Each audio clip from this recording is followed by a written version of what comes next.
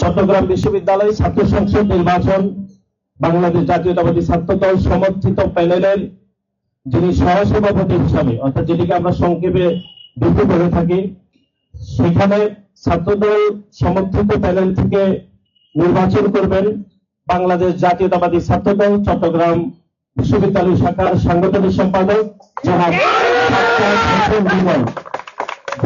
সাজ্জাদ হোসেন রুবেল। আমাদের সহসভাপতি হিসাবে ছাত্র দলের পক্ষ থেকে তিনি মনোনীত হয়েছে, তিনি নির্বাচন করবেন এবং সাধারণ সম্পাদক হিসেবে নির্বাচন করবেন মোহাম্মদ সাফায়াত হোসেন এবং সহসাধারণ যেটা এজিএস সেটি থেকে নির্বাচন করবেন আইবুর রহমান।